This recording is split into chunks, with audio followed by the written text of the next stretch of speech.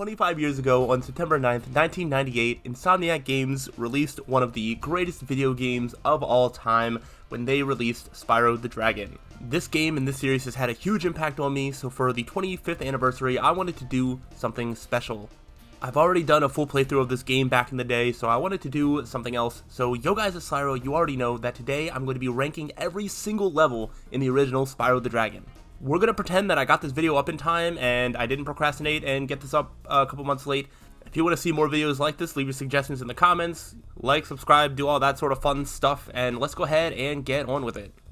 This list is coming from the perspective of somebody who has played this game a lot, and I mean a lot, and I always 100% it every single time I play, so it is coming from that sort of perspective when I rank these levels. It's just from my least favorite to my favorite, and I didn't put any sort of qualifiers as to what is a level. Everything's a level. You'll see what I mean. We're talking homeworlds, we're talking flight stages, we're talking everything. Every single level. To my count, there are 35 levels in the game, and I don't think you're going to find a list out there that ranks all 35 like me. So, let's go ahead and not waste some time, and let's get on into the list. Let me know some of your favorites and least favorites, and let's go. Coming in as my least favorite level in the entire game is going to be Crystal Flight. Historically, I've never been the biggest fan of the flight stages, but my opinion on them have softened over time. But with that being said, Crystal Flight really does not do it for me. There really isn't anything unique to this flight stage. All of the things that you need to go through, you know, fly through rings, fly through arches, get treasure chests, and the planes, none of that is the first time that you experience that in the game, and they don't really do too much unique with it. There's also one section where the treasure chests are like right there that always gets me every time, because if you go for them and then instead of the planes, it sort of makes it pretty impossible to clear the stage, and then you have to do it again. And I don't know, I don't really like the look of this as much as some of the other ones, so it seems kind of generic. It doesn't have anything unique about it that I really like, and on top of being a flight stage, which is already kind of low, even though I try to be nice to the flight stages on this list, you'll see, but this one just is not it. Number 34 is Nasty's World. I wasn't sure if I wanted to consider this as a level, but it is a home world, and the only reason that it's not the very bottom is because I at least do like the finality of there's no gimmicks, there's just do the levels, open the mouths, fight Nasty Norc. That's it. There's dragons, there's treasure, so I have to count it, but yeah, there's really not much to it, but I do at least like the atmosphere and the look of it, and the fact that it's just like no nonsense, go straight to it. But I can't talk that much more about it, otherwise you're just going to see the gameplay loop over and over again, because it only took me like 30 seconds to clear out the homeworld for the footage here. Number 33 is Sunny Flight, the first flight stage in the game that is hidden behind a little rock puzzle, and it's neat. It's not my favorite one. It does not have any sort of like super cool, unique theme or setting. But it is the first one, so you know, things like the arches and like the treasure chests, like it's at least it's the first time that you're doing them in the game. I don't mind chasing after like the trains and stuff. I think that's pretty cool. And the little plane section is fun for what it is, but you know, I'm not the hugest flight stage fan, and I do think that some of the ones later in the game are a little bit better. So that's why Sunny Flight is here, because by comparison, it just doesn't have as much to offer. From one of the first levels in the game to one of the last levels in the game, number 32 is Nasty Norc. When I was a kid, getting to this point of the game felt like such an accomplishment, and the setting and stuff was really, really cool. But nowadays, I mean, this game's not that hard, and getting to Nasty Norc isn't the same accomplishment as it once was.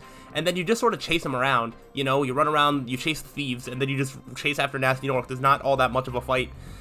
It's kind of just whatever. I don't really like just randomly charging around. There's no real puzzles to solve. There's like nothing to figure out. You know, there's no real combat. You just chase Nasty Norc and then flame him once. That's it. I mean, it's cool for an end of the game, but in a game notoriously lacking in boss quality, I think Nasty Norc is kind of like a not great way to end this game. It's just actually playing through it is not super fun for me. At 31 comes another boss level, as this one is Jacque, the last one of the game before Nasty Norc.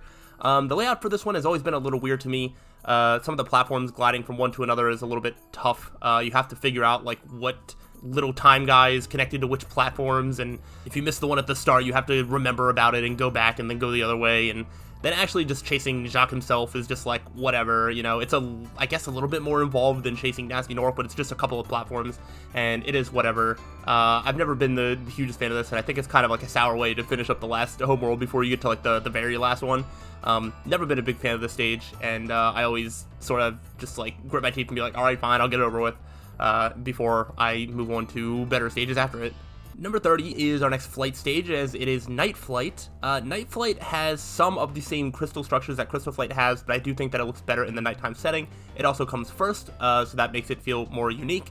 And I just really like the setting of this. It's very straightforward. It's not too hard, you know, flying straight forward through the rings and through the arches and whatnot. I do like flaming the lighthouses and sort of going back and forth between them. This is a very standard, just straightforward flight stage that I don't really have too many problems with. But it doesn't really do anything super exciting either, and so that's why it lands here at number 30. At number 29 is Nasty's Loot, the very final level of the game, and your reward for getting 100%.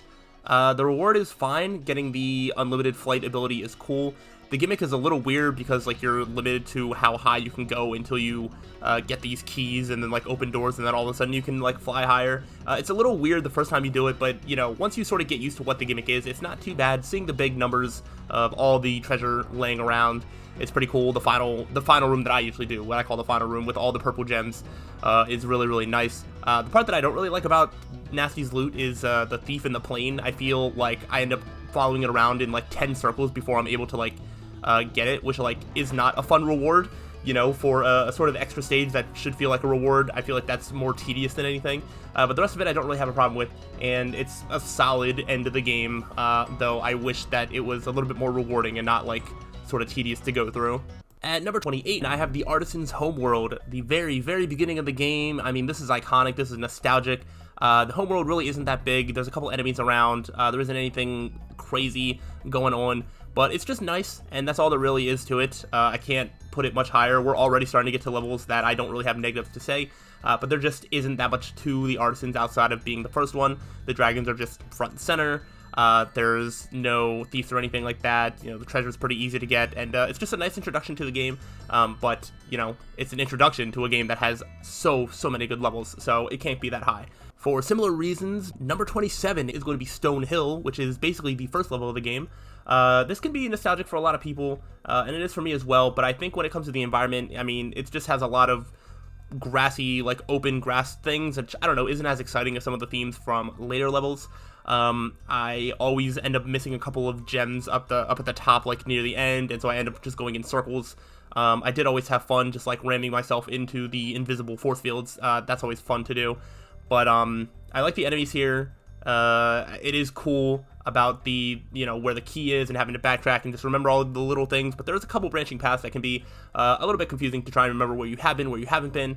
It's not as bad for me now, but definitely growing up it was a little bit worse. I think it's a solid level. I just think that there are better levels that have themes and environments that I like just a little bit more. Number 26 is Metalhead, and I had a really hard time figuring out where Metalhead should go, because I love the opening to this level when you go in and then the big guys roll the little guys at you, and they're the ones with armor and whatnot, so like you charge into them and they make the hula sound. It's so great. I really love the opening section. The Metalhead boss itself is like whatever. I don't have a problem with it. I mean, in terms of bosses in this game, it's right up there with any of the others. You know, it's perfectly fine. It is serviceable. I like the steps going up to like where the key chest is. But the big thing that takes away is that one jump at the end, and you know which one I'm talking about. I'll definitely be showing it on screen. That jump to try and get that treasure, like right near the end, it's like nearly impossible. I don't know a good way to do that. I always have to try so many times, and it just like puts a sour end to an otherwise pretty good level. There's also, I mean, the secret of like going down to where like the river whatever is, because there's like a secret back there, then that's how you get like some of the treasure. Trying to figure that out is like nearly impossible, but obviously I don't have a problem with that now because I know where it is. But it is cool, but it is probably more of a detriment to the level more than something that adds on. And so yeah, for those reasons, it's hard to put Metalhead too high, even though there are some really, really good aspects of this stage. At 25, I put Icy Flight. I really like ice environments in video games. I feel like when it's done well, it can be among the best in video games, and I know this isn't super high on the list, but in terms of a flight stage, I mean, this is higher than I would have expected it to be. But I mentioned in Sunny Flight that I like chasing the trains and doing that. I think the opening section for Icy Flight is really cool with the lighthouses and like the treasure chest sort of being like intertwined with each other, and then having to go after the helicopter guys. You know, it has its own unique setting. There isn't anything else like it in this game, and I think that makes it stand out, and it's not a bad play stage at all, and so that is why it is here at number 25. Let's go back to some homeworlds, as at number 24 I have the Beastmaker's homeworld. I really like the dark aesthetic of it. and the sort of swamp, like murky part of it. I don't know. I think it's really cool. There isn't that much to it. I think some of the electric guys that electrify the floor, not generally my favorite. There just isn't a huge amount of personality compared to some of the other homeworlds in this one. I do like the one pig that's like behind on the outside. There's like that room of treasure, and then there's like a little bit on the outside, and there's like a pig there, whatever, that like charges at you. That thing used to freak me out as a kid. So yeah, I mean, there's good things about this, but I just think that other ones do it better, and so this is the highest that I could have it go. Speaking of better homeworlds, number 23 is going to be the Dreamweavers. While I do think that this homeworld can be kind of annoying if you are clearing out part of it, and then you go into a level, and then you come out, and then you have to, like, clear it out again. If you just clear it all at once, I think it's pretty solid. I like the cannon gimmick and the changing of the enemy sizes, and doing that, and then being able to take control of that yourself to you know, shrink some of the enemies down is pretty great.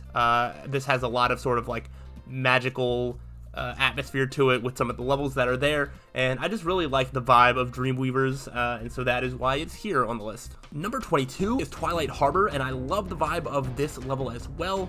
However, the hitboxes for the guns is really what brings it down for me, because sometimes I just get hit when I don't feel like I should, but otherwise that's kind of my only complaint. It has a nice supercharged section. The difficulty compared to the other stages at least sort of keeps me on my toes a little bit, which is generally a good thing when you play through this game dozens and dozens and hundreds of times or whatever. And it's a nice sort of little last challenge right before you take on Nasty Norc for like the final like real level in the game.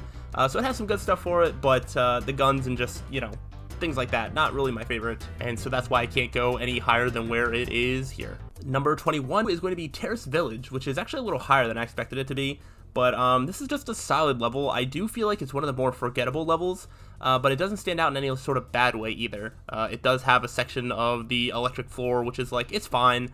Especially since it's almost like puzzle-like because some of them have multiple enemies. There are parts of this level that can be sort of hard to remember, like where you've been, where you haven't. It's very easy to lose track of treasure and forget like what nook and cranny you didn't check. So that for me is not like my favorite, but I do just like the atmosphere of the level. I do think it's pretty straightforward. I like, you know, it has a section with like rockets to blow up the otherwise indestructible treasure crates, and it's just a solid level overall. Coming in at number 20 is going to be Dry Canyon. This level has a lot of good things going for it. I do like the different paths here. I like the enemies. I like the big dude swinging the birds around. It's pretty great. There's that section where you have to sort of blindly glide around to get to where the key is, and there's a dragon up there. I think that is really cool, especially when I've noticed on repeat playthroughs that there's like a little path of gems to sort of hint that that's what you're supposed to do. It's a nice little detail. It's like a secret that is not, you know, impossible to figure out, that I do like. It does have the branching paths, and so sometimes I can like go one thing and then like forget exactly where I need to go back to and miss some treasure here and there. It has that big glide out to where the key treasure chest is, which is nice. It just has a good vibe, you know, little thief section. It's got a little bit of everything.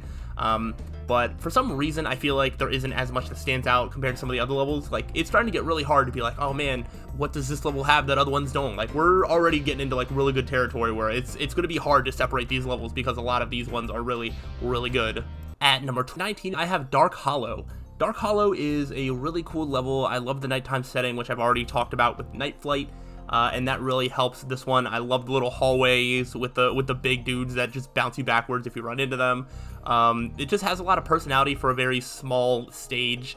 You get introduced to the different types of enemies where like you have the shields that you charge, and if they take the shields away, you flame, or like the big guns that you flame and you can't charge. It sort of works as a good tutorial level for different types of enemies that you come across. But I just don't really have that much bad to say about it. But at the same time, it is very short, which is going to bring it down a little bit. But I just think this level is really, really cool. Coming in at number 18 is going to be Ice Cavern. This is another one that is definitely hard carried by its setting. The icy cavern, I mean, I don't know how else to describe it, but all the ice just makes for a really cool atmosphere. On top of the enemies, you got like the ones throwing snowballs at you, you got the big dudes that you charge off the side. Just a lot of good stuff to this level, but this is another one that it is very hard for me to keep track of where I've been versus where I haven't, and if I get to the end of the level and I'm missing a couple gems, it can be so hard to backtrack and figure out where in the world I would have missed something. So there is that. Once I take a few trips around, everything starts to blend together and look the same.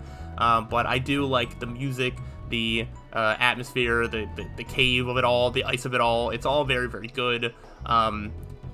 charging into like the little lamppost to get the gems down. It's a really neat thing. This is just a really cool level that I think if I could navigate it a little bit better, it'd probably be a little bit higher. But until that day comes, it is going to stay here at number 18. So coming in at number 17 now is Toasty. Toasty is the first boss of the game, if you really want to call it that. I never really looked at these stages as like boss levels, and I feel like if you try to hold them up to a standard of like, oh, this should be extra special because of the boss, then you sort of, it's going to be disappointing. But if you just look at it as a level, I think that it's a lot better. I thought the dogs were always a little intimidating and imposing, but now I find it a lot of fun to sort of flame multiples at a time. I usually just like flame and then like jump flame as they try to jump at me. It's really good. The atmosphere for this is really nice. It just feels very tense, especially compared to the levels that come before it. And I just think that it's a solid level, and I think it's deserving of being right up here in the middle of the list. Coming in at number 16 is going to be Blowhard. Blowhard is another one where the boss isn't like super exciting in any way, although I do like the sort of little tornado man. I don't know, it has electric powers, which I do like electric powers, and this is another one where I just really like the atmosphere. You know, the rain and like storm is really nice. You have some sections with like wizards moving platforms and stuff around. It's just a really nice level, and I like it a good amount. At number 15 is where the final flight stage is going to come in. That's right, there's still another one. 15 is Wild Flight. I don't know what makes this one so much better than the other ones, but I just really have always loved the layout of this. I do think it is probably the hardest one, and I feel like it requires the most multitasking in terms of like, oh, go through an arch, but also get the dudes on the boat, and then get the planes, but then also make sure to get the treasure chest, and you have like the different areas to do that at. And something about the vibe of this one, it's just so unique. None of the other flood stages are even similar to like what this one brings, and I really like Wild Flight a lot, and I don't know why. I think my most recent playthrough of this really just sort of cemented this opinion that this is the best flight stage of the game, maybe of the whole series. I'm not ready to put my stamp on that yet, but I do really like this one. And yeah, as someone who really doesn't like flight stages, this one kind of just does it for me. At number 14, I have the Peacekeeper's Homeworld. I think this homeworld is really cool. The music is great. The enemies are great. You have the cannons. You can shoot at them from afar. You can chase the enemies into the tents and then flame the tents, and then they'll moon you, which is pretty great. I like using the cannons. You know, I like the desert atmosphere. There's just a lot of things to like about this homeworld, and it's a fan favorite for a reason. At number 13 is the best boss level in the game, which is Dr. Shemp.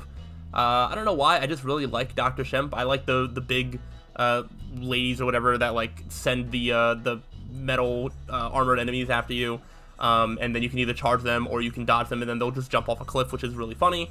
Dr. Shemp himself is pretty fun. I mean, it's not that hard, but I do find him pretty goofy. Just the sort of personality and, you know, environment of this whole stage is just really nice. It's always been a stage that I just like for whatever reason. Coming in at number 12 is my favorite homeworld of the game, which is the Magic Crafters. I love all of the different moving magical parts, like the wizards moving platforms and walls. There's a supercharged section. There is a key that sometimes I forget where the actual key treasure chest is, and sort of tracking that down is fun. You know, you have the thief at the beginning. It just has a little bit of everything. I mean, there's also a thief in the middle. But I mean, it has supercharged, it has thieves, it has varied levels, it has magic men, you know, moving things all over the place. You have those other wizards that, you know, when you charge into them, they make that ow sound, which, you know, the one at the beginning where there's like 4 of them in a row. I mean, it's so satisfying just to charge in all 4 of them. I love the music. There's just everything that I love is just in Magic Crafters as a homeworld. It is a homeworld, so there isn't as many like obstacles as some of the other ones, but I mean, we're in already close to like top tier levels at this point, so I couldn't go much higher, but I love Magic Crafters so much. Coming in at number 11, just missing out on the top 10, is Norc Cove. That is the first level when you get to Nasty's World, and it is the best level of that whole place. Norc Cove is just really cool. I like the sort of, you know, outdoor, like, I don't know, battleship atmosphere, like whatever it's supposed to be. I really like it.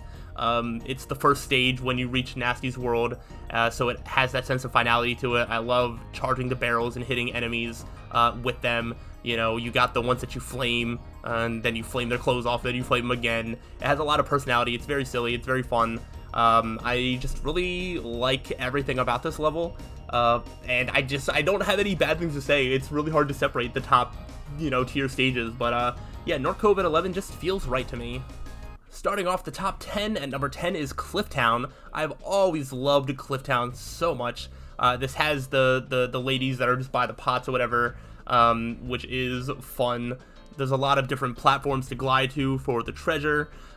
You have the one side that you go up, and then once you go up, you get the dragon that you get to do that long glide across the little river thing to the other side where you have the birds flying around. You have a force field that you can just ram yourself into repeatedly, because that's always a lot of fun. You get to reach the highest point of Clifftown. There's a secret from behind where you start to fly over, which I think is the first purple gem that you get to see, which is really cool because purple gems are pretty rare in this game. And there's just a lot of personality about Clifftown that I really, really like. It is just one of my favorite levels for sure, and it had to be in the top 10. Coming in at number 9 is going to be another level with a lot of personality, and that is Town Square. I've always loved Town Square. I think a lot of it has to do with the bulls or whatever that are charging you. You can charge into them, get their horns stuck in the ground. You have the ones sort of leading them around, those little guys with the red flags. You have, I think this is generally, no, I was going to say, I think this is the first thief that you chase after, but that's not true. However, I do think that the thief in this one is definitely harder than any of the ones that come before it, which I think is just the one in Stonehill, which is just, go around. But Town Square, you have to go up the steps and then do almost like a blind glide around the corner, and then you just have to be fast to get it, otherwise it will end up in an annoying cycle. I just really like the vibe of Town Square. It feels very alive. I love the enemies and enemy variety there, and I think out of the first homeworld stages, Town Square is so far and away the best of all of them. Coming in at number 8 is High Caves. This is a level that has actually gone down on my list for me over time. I do really, really like it. I love supercharges. The spiders used to freak me out, but I feel like it's very satisfying to supercharge through all of them, or run past all of them and get the flame power up and just flame them. I do like that you can sort of mess around with supercharging to all these places and you don't die by falling off. It has that middle section where the fairies just carry you right to the top of the supercharge. It just has a lot of good stuff going for it. It is pretty easy for me to forget at the start. There's a couple different, not branching paths, but there's that one little section off to the side. I think I'll show it on screen, where there's treasure that I'll forget about because you have to backtrack the whole way there to either get that treasure or to go across and get where the wizards are. It just has a lot of good sections. I like supercharges. I like the flame thing mechanic, and just has a really cool vibe, and there's not another level that is quite like it, and so that is why High Caves is here at number 8. Coming in at number 7 is Dark Passage. Dark Passage is really cool. It has the rooms that have the enemies be different types when it's dark versus when it's light.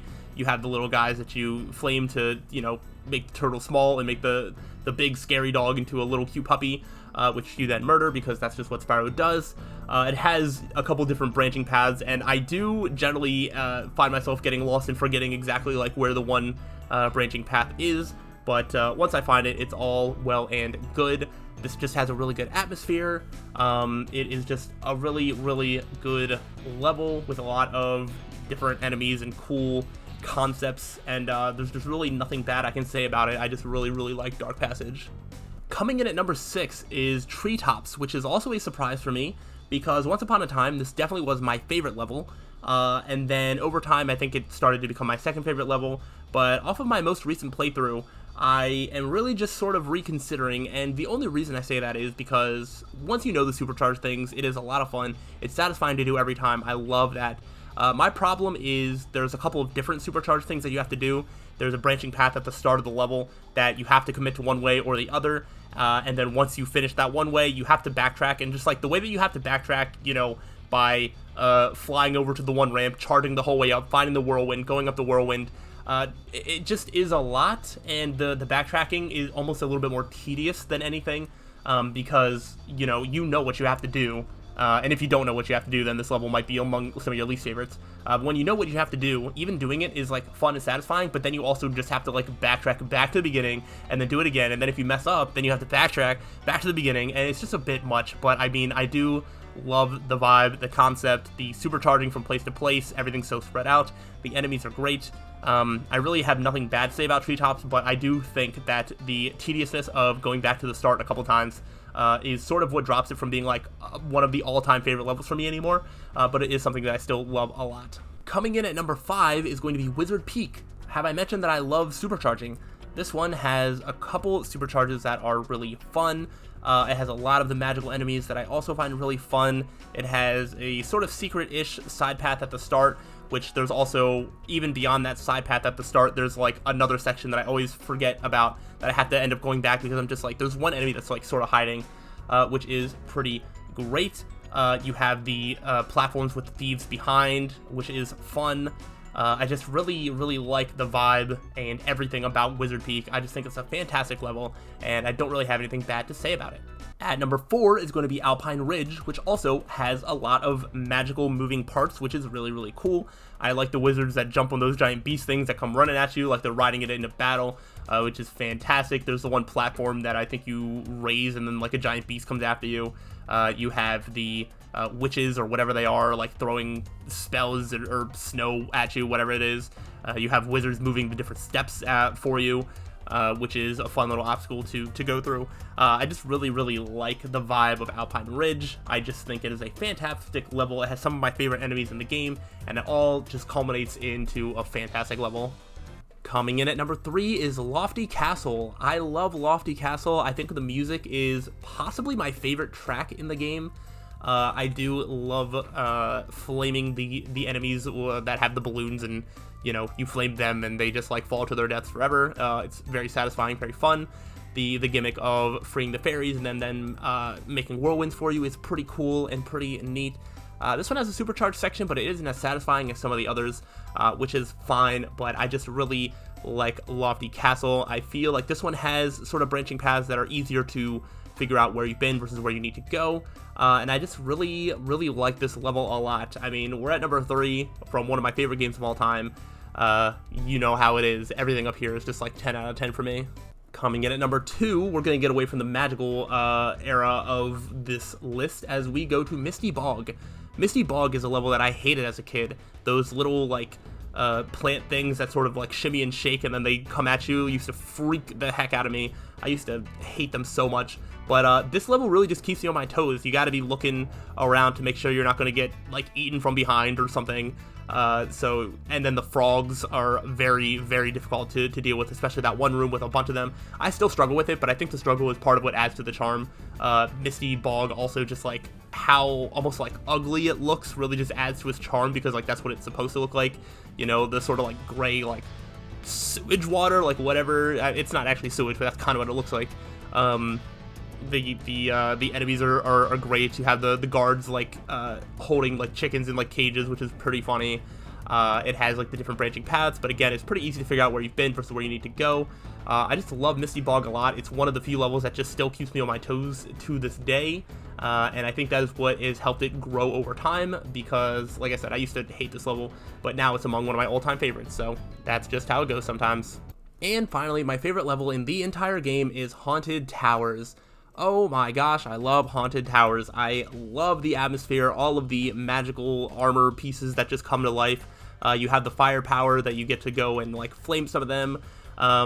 You have a supercharged section with a very sneaky secret area that you have to supercharge to. Again, maybe figuring that out for the first time is a little ridiculous, but once you know where to go, I think it's fun to do every single time. I like the supercharge in this one.